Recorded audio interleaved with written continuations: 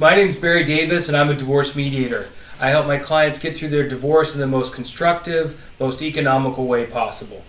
What I'm here to talk to you about today is what I refer to as additional children's expenses. These are expenses that are over and above child support. So we know child support covers the basic expenses of housing, food, and typical clothing. I think we also know that children have additional expenses well over and above those basic expenses. So there's four categories that I look at when I'm helping my clients address these additional children's expenses. Those are number one, healthcare; number two, childcare; number three, school and activities expenses; and number four, one-time or big-ticket expenses. Of course, I'm sure there's expenses that fall outside these categories, but I think these four categories cover roughly 90 to 95% of the expenses related to raising children. So let's talk about each one of these. First one are healthcare expenses. There's several different factors that I look at here. Number one, whose health insurance will the children be under? Number two, who will pay the premiums? Number three, how are the parents going to pay the other out-of-pocket expenses such as co-pays, deductibles, prescriptions, etc.? And number four, how are the parents going to pay for elective treatments? So let's just start from the top. Usually when you look at what health insurance plan the children would be under, you look at which parent has the best coverage and meets the children's needs the best. Second, we look at who will pay for the health insurance premiums. When I work with my clients, I don't want to assume that the person who has the policy that the children will be under automatically is going to pay the entire health insurance premium, especially with the cost of health insurance premiums these days. So we'll talk about how they will divide that. The third thing we deal with are all the out-of-pocket, deductibles, co-pays, prescriptions. And there's several different ways to do this, but the bottom line is you want to look at what percentage will each parent pay. Is it going to be equally divided, such as 50-50? Might there be a different percentage, 60-40, 75-25, possibly based on income differentials between the parents? And then you want to assign that percentage to the out-of-pocket expenses. The fourth thing we look at are elective expenses. Number one example of this are braces. So these are things that aren't quote-unquote reasonable and necessary, aren't covered by insurance policies, but are fairly typical parts of raising children, providing medical, dental, mental health, and other type of health care for the children.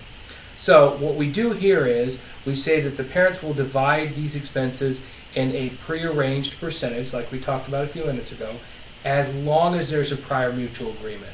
So that's the key differentiator, is since these are elective treatments, there would need to be an agreement ahead of time, as opposed to if one parent needs to take little Johnny to the ER to deal with his broken arm, they're going to go ahead and do that, and then they'll deal with the cost later without an agreement ahead of time.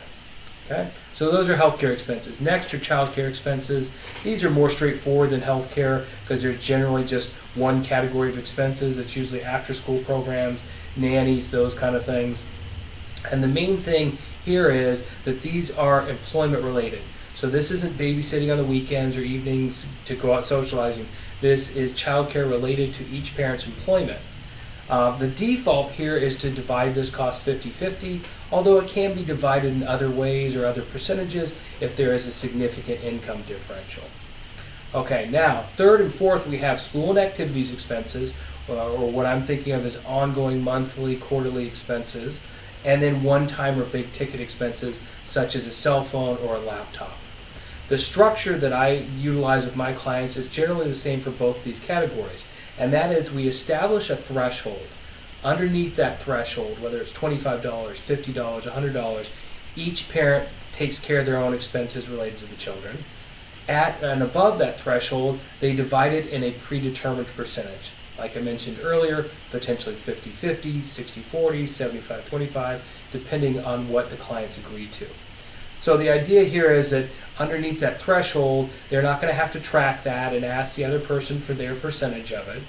Over that threshold, they would, as long as there's a prior mutual agreement.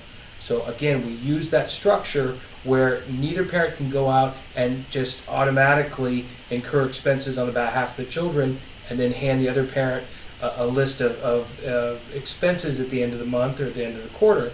there would need to be a prior mutual agreement ahead of time.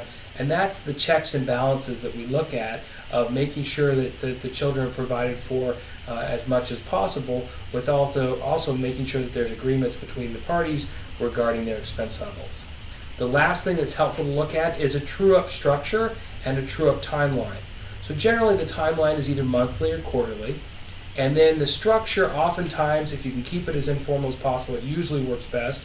Each parent sends the other parent an email with a list of the 3, 4, or 5 different line items that they had that month or that quarter, as well as the dollar amount. And then they review those emails, address any questions that they have, and the parent that has the lower amount, parent that say spent $200 versus the other parent spent $300, the parent that spent $200 would pay the other parent $50, which is half the differential, and then they're trued up for that month or that quarter, and they can move on and deal with the expenses for the next month or quarter. So hopefully that's some ideas and suggestions and structures for how you can address these additional children's expenses that are over and above basic child support. If you have additional questions, please feel free to go to my website, which is davismediation.com. Thank you very much.